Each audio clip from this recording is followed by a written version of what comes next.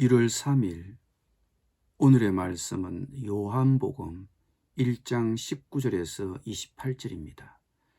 유대인들이 예루살렘에서 제사장들과 레위인들을 요한에게 보내어 내가 누구냐 물을 때에 요한의 정언이 이러하니라. 요한이 드러내어 말하고 숨기지 아니하니 드러내어 하는 말이 나는 그리스도가 아니라 한데, 또 묻되 그러면 누구냐 내가 엘리야냐 이르되 나는 아니라. 또 묻되 내가 그 선지자냐 대답하되 아니라. 또 말하되 누구냐 우리를 보낸 이들에게 대답하게 하라. 너는 내게 대하여 무엇이라 하느냐.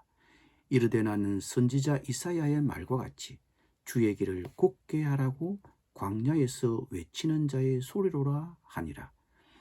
그들은 바리새인들이 보낸 자라. 또 물어 이르되 내가 만일 그리스도도 아니요 엘리야도 아니요 그 선지자도 아닐진데 어찌하여 세례를 베푸느냐.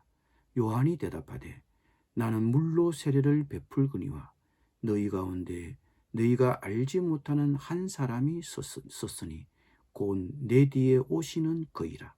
나는 그의 신발끈을 풀기도 감당하지 못하겠노라 하더라. 이 일은 요한이 세례 베풀던 곳 요단강 건너편 베다니에서 일어난 일이니라. 아멘.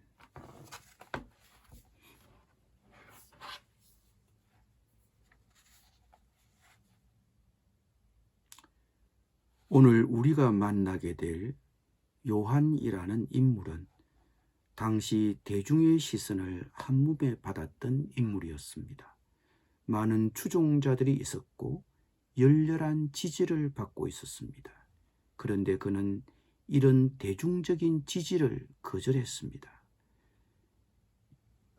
이런 그를 찾아온 사람들이 당신이 그리스도냐고 물었을 때 그는 자기는 그리스도가 아니라고 고백했습니다. 그리스도란 그리스어 말로 메시아와 같은 말입니다. 메시아는 히브리 말로 기름 부음 받은 자란 뜻입니다. 기름을 붓는 것은 어떤 특정한 직책을 주기 위해 사람의 머리에 기름을 붓거나 바르는 것을 말합니다. 구약 시대에는 보통 제사장이나 선지자, 왕을 세울 때 그 사람의 머리에 기름을 부었습니다. 이때 이 사람을 기름 부음 받은 자라고 부릅니다.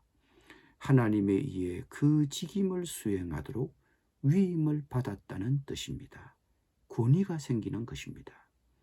그런데 당시 대중의 시선을 한몸에 받고 있던 요한을 찾아온 사람들이 너가 그리스도냐고 물었을 때 그 말은 너가 메시아냐라는 뜻입니다.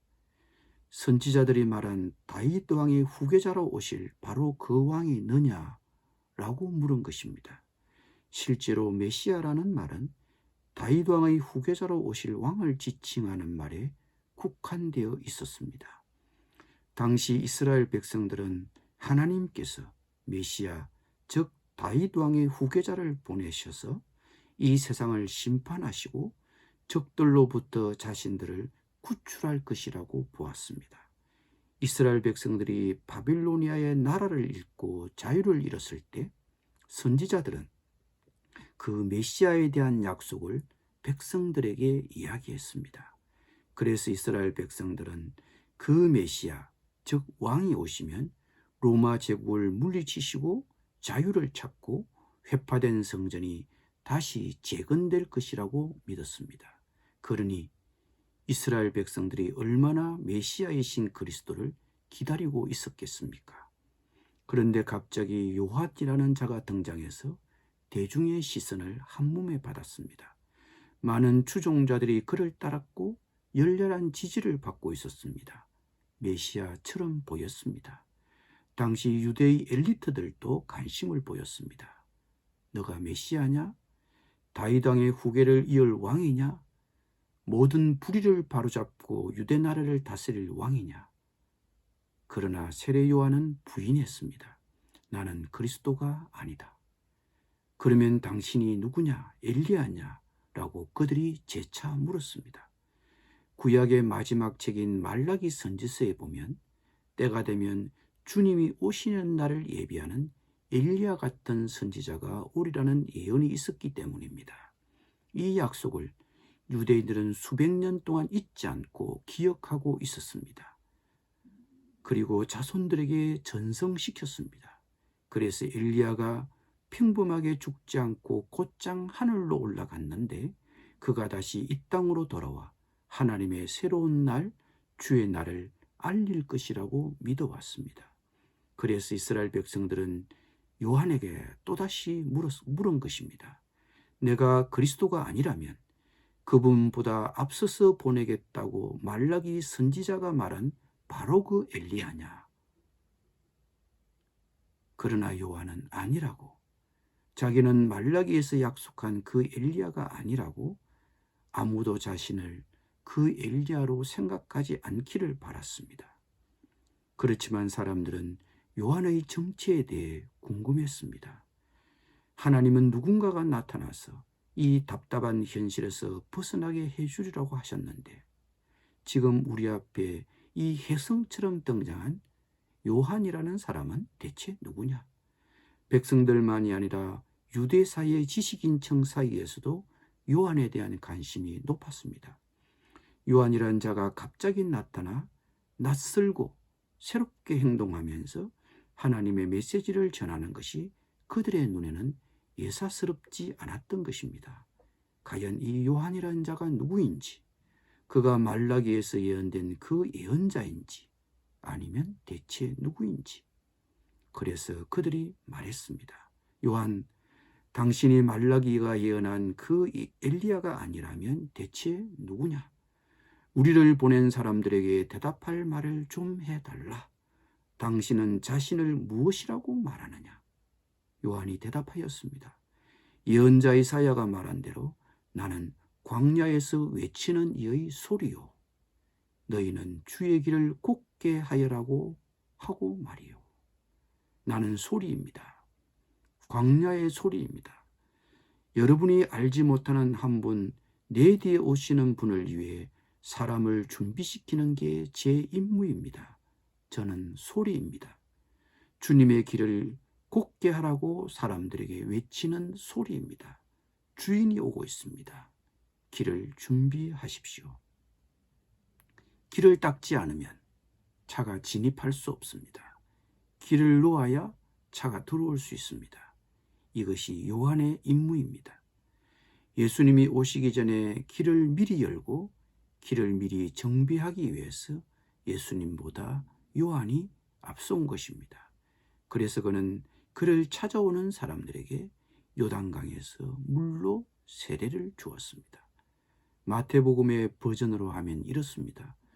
요한이 요단강에서 사람들에게 세례를 베풀고 있을 때 예루살렘과 유다 각 마을에서 사람들이 쏟아져 나왔습니다. 요한이 하는 일을 듣고 보려고 몰려왔습니다. 요한은 자기에게 그렇게 자기를 찾아와 세례를 받으러 오는 사람들에게 외쳤습니다. 회개하라. 하나님의 나라가 여기 있다. 죄를 고백하는 사람들에게 요한은 물로 세례를 베풀었고 그들은 삶을 고치기로 결단했습니다. 이렇게 인기가 높아지자 많은 유력한 사람들도 그 세례를 받으려고 찾아왔습니다. 그때 요한은 외쳤습니다. 내가 이 강에서 물로 세례를 주는 것은 너희의 옛 삶을 바꾸어 천국의 삶을 준비시키는 것이다. 하지만 진짜는 이제부터다. 내 뒤에 오시는 그분이 너희를 완전히 바꾸어 놓을 것이다. 나는 심부름꾼에 지나지 않는다. 우리 역시 마찬가지입니다. 우리는 한낱 소리에 불과합니다. 우리는 우리 자신을 전하지 않습니다. 예수님을 전하는 소리입니다. 우리는 소리입니다. 사람들이 주님을 모실 수 있도록 준비시키는 소리입니다. 오늘 누구를 위해 그분의 소리가 되시겠습니까? 기도하겠습니다. 주님, 저는 주님의 소리입니다. 누군가에게 주님을 맞이할 수 있도록 준비시킬 수 있도록 당신의 소리가 되겠습니다. 새해를 여는 저의 고백을 드립니다. 저는 당신의 소리입니다. 당신의 소리가 되겠습니다.